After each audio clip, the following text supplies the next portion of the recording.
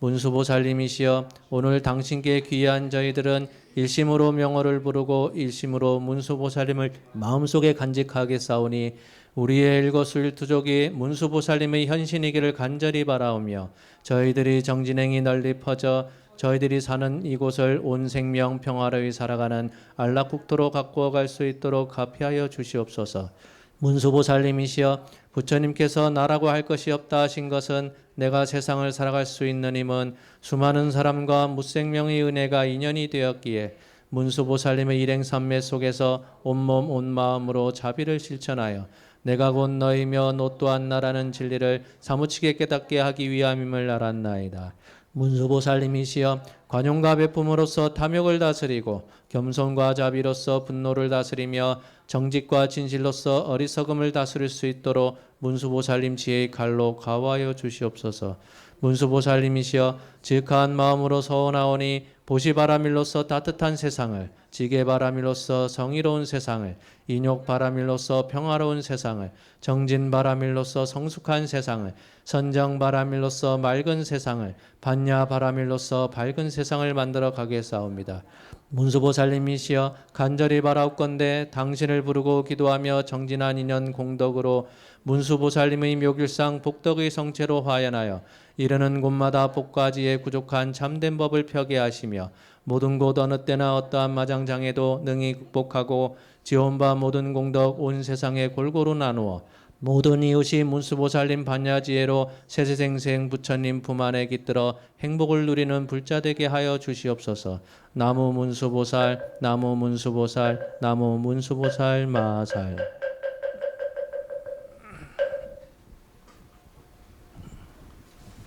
법문을 해주실 주시스님께 1대1 드리겠습니다.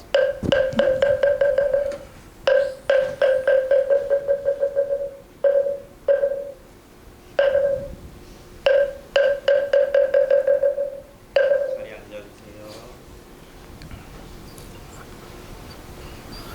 네, 반갑습니다. 동지 잘 보내셨습니까? 애동지라서 팥죽을 안 쓰는데도 불구하고 사찰은 팥죽을 쓸 수밖에 없어요. 특히 지방의 이제 사찰에서는 저는 잘 몰랐는데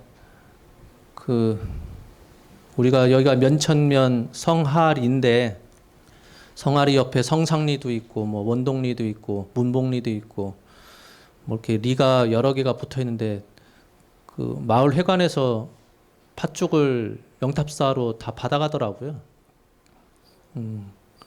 그래서 그냥 전에는 뭐 누가 와서 가져가는가 보다 해서 그냥 그런가 보다 했는데 알고 봤더니 마을 회관에 다 모여가지고 팥죽 언제 갖고 오나 다 기다리고 있는가 봐요.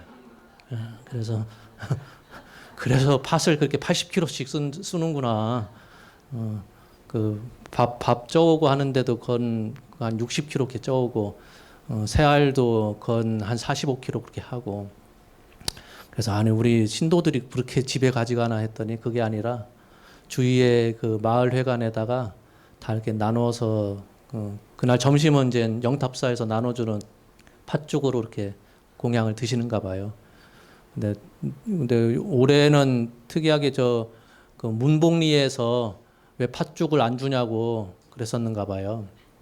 본인들이 와서 가져가야 되는데 갖다 주는 줄 알고 마냥 기다리다가 못 드셨다고 하길래 그 도시락으로 만들어 놨던 거를 좀 몇 개 보내드렸다고 합니다. 그래서 왜 이렇게 많이 쓰나 했어 이틀 동안. 그래서 애동지가 됐든 뭐가 됐든 그래서 한 그릇 잘 드셨으면 다행이라고 생각합니다. 지난 시간에 사막 가운데 개정하고 이제 마지막 지학에 대해서 오늘 설명하도록 하겠습니다.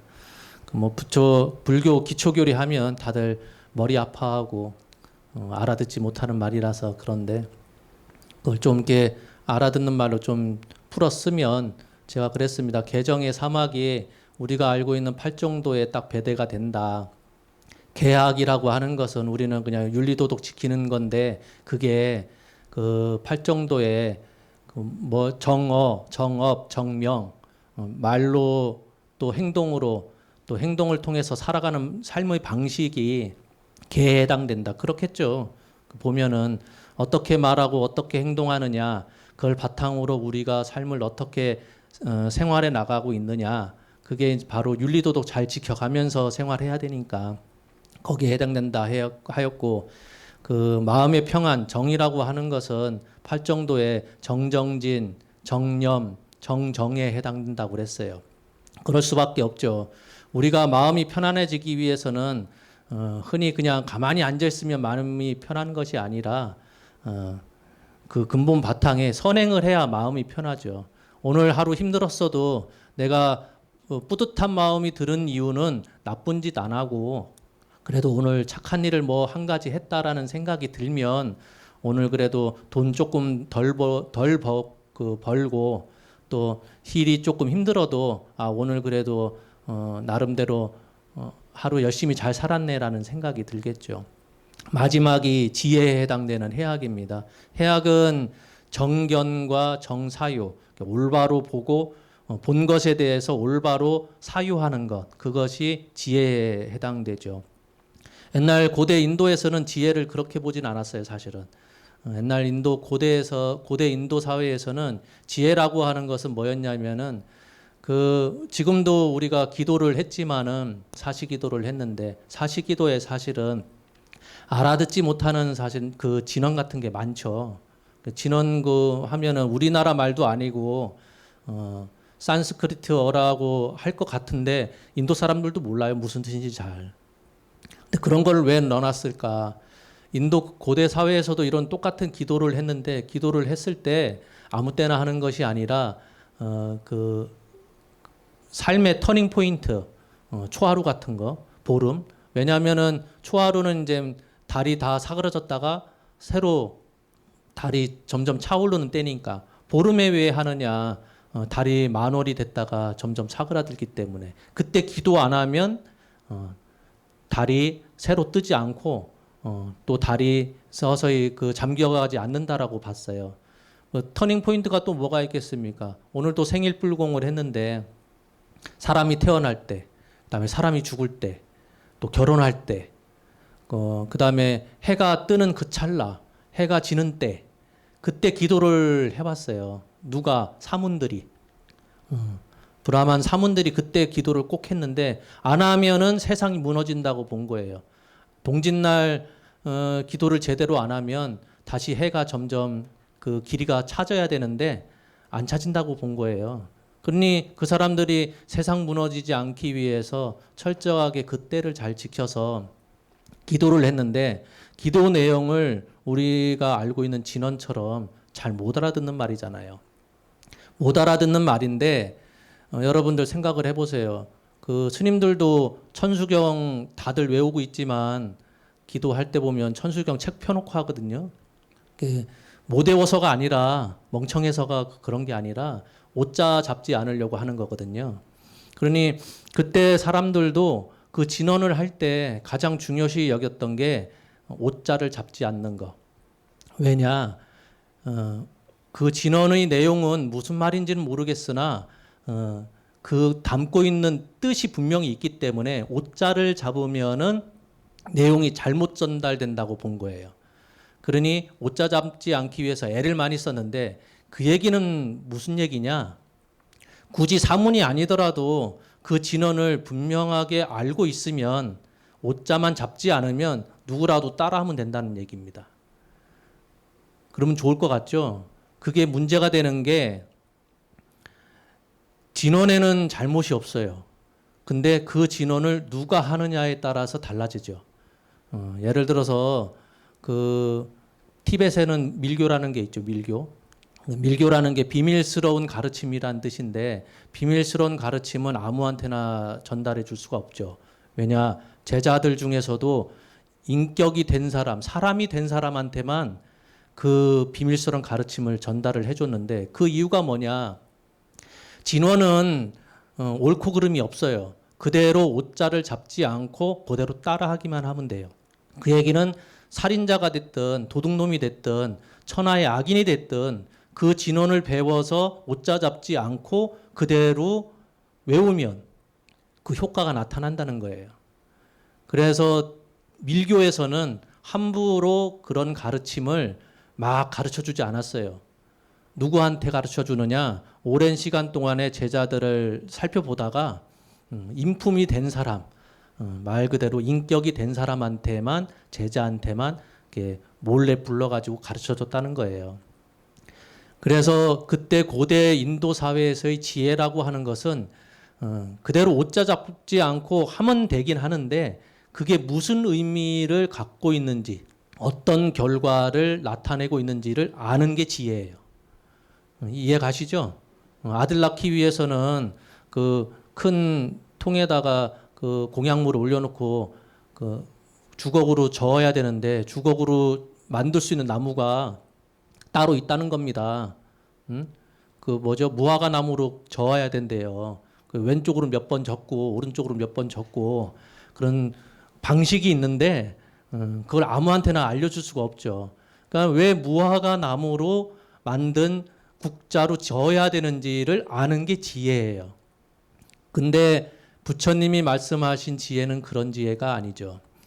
실제로 그 사문 계통에서 그 사문 문화라고 하는데 거기에서 인도에서 유일하게 살아남은 게 자이나교거든요. 자이나교의 창시자가 마하비라입니다. 마하비라. 거기서는 이제 부처님 같이 이렇게 그 존경하는 그런 분인데 그분을 그 자이나교에서는 전지전능이라고 표현을 해요. 전지, 온전히 모든 걸 다 한다는 뜻이죠. 그러면은 같은 시대에 있었던 불교의 부처님께서도 전지전능이냐 그런 말을 안 썼거든요. 부처님도 아주 위대하신 분이기 때문에 전지 모든 걸 다 알고 있다라고 제자들이 표현할 것 같은데 제자들이 그런 표현을 안 썼다는 거예요. 왜 그러냐면은 자이나교나 불교나 똑같이 탁발을 했거든요. 그러니까 마을에 내려가서 신도들한테 오늘 밥 먹을 거 공양 탁발을 하고 했는데 마하비라가 그렇게 전지할 것 같으면 모든 걸 다 알 것 같으면 저 집이 지금 다른 집으로 놀러 갔는지도 모르고 빈집인지도 모르고서 그 집 가서 탁발하고 있어요. 그러니까 부처님이 보시기에 웃긴 거야. 안 그렇겠어요? 니네들 다 알고 있다며. 빈집인 거 몰랐어? 또 어느 집에 갔는데 강아지가 개가 막 쫓아나와서 막 짖으면서 다리를 물어요. 그러니까 부처님이 보시기에 한심한 거거든. 니네들이 그렇게 전지하다며. 다 알고 있다며.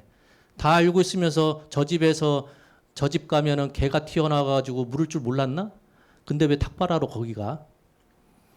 그때 당시에는 그 불교에서의 부처님 제자들은 우리 부처님은 전지 모든 걸 다 알고 계셔 그런 표현을 안 썼어요.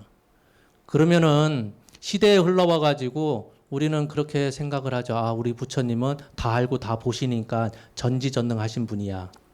그렇게 알고 있는데 여기에서의 전지는 그게 아니라 온전히 안다는 뜻이에요. 온전히 안다. 그러니까 아마 이 세상에 바퀴벌레가 몇 마리 있는지를 부처님께서 다 알고 계시느냐 그런 걸 아는 게 아니라 한 가지 법을 알더라도 어설프게 아시는 게 아니라 온전히 아신다는 뜻이에요.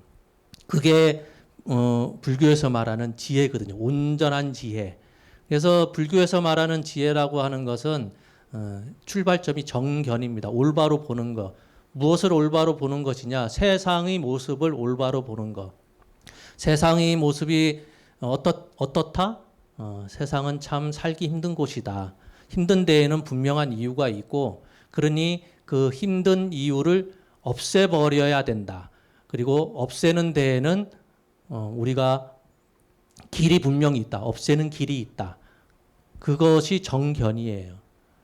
세상은 고통스럽고 고통스러운 데에는 분명한 이유가 있고 그 고통은 제거되어야만 하고 제거하는 방법이 분명히 있다. 그게 우리가 알고 있는 사성제입니다. 고집멸도라고 하는. 그래서 그런 것을 올바로 세상의 모습 올바로 보면은 그 다음에 사유, 정사유 생각할 수가 있죠. 그러면은 이 고통이 어디에서 왔는지를 곰곰이 생각하면 된다는 거예요. 근데 보면 고집멸도에서 우리가 그렇게 바라보는 원하는 행복에 대한 얘기는 한마디도 없어요.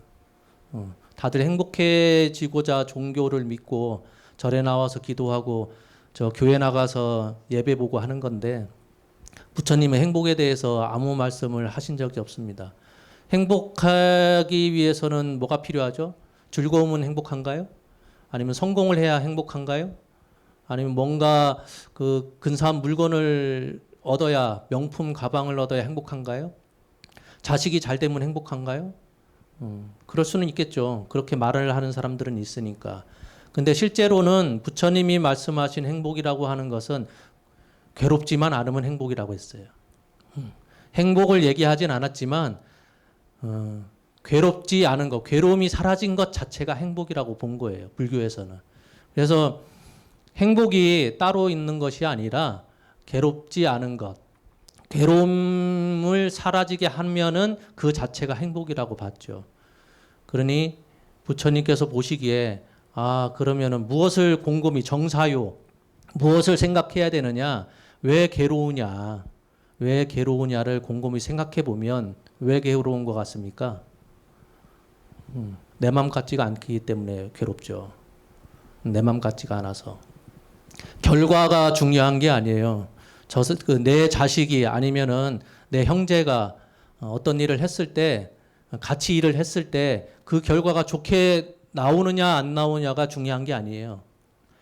내가 생각한 대로 움직였느냐, 내가 생각한 대로 얘가 행동했느냐, 내가 생각한 길로 잘 따라왔느냐, 그게 중요한 것이지, 나는 왼쪽으로 가기를 바랬는데 오른쪽으로 해가지고 더 잘 됐어.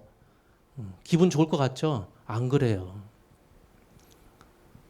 내가 원하는 방향으로 안 갔기 때문에 그렇지가 않거든요. 그래서 괴롭다고 하는 이유가 딴 게 아니라 내 맘 같지 않아서 내 뜻대로 안 이루어져 있기 때문에 다 힘들고 괴로운 거죠. 왜 내 맘 같지 않을까? 쉽게 생각하면은 내 거, 내 소유, 우리가 쉽게 말하는 집착 때문에 그렇죠. 부처님께서 보시기에는 저 집착하지 마라. 집착만 안 하면 괴로움이 없을 것 같은데 자꾸 사람들이 내 거, 내 생각, 내 기준을 자꾸 세워가지고 집착을 하니까 처음에는 제자들한테 그렇게 가르쳤을 것 같아요. 지금도 스님들이 그 신도분들한테 많은 얘기하는 게 집착하지 마세요. 욕심내지 마세요. 그런 말을 하는데 그게 아니라 부처님께서 보시기에는 집착하지 마라가 아니라 야, 집착이라고 하는 것은 없어 사실은. 그걸 가르쳐 주고 싶은 거예요. 왜냐, 실제로 불교 학을 보면 부처님이 모든 법문 안에서 무아라는 말은 사실은 쓰질 않았어요. 나라는 게 없다라는 그런 말을 실제로 많이 사용하지는 않았거든요.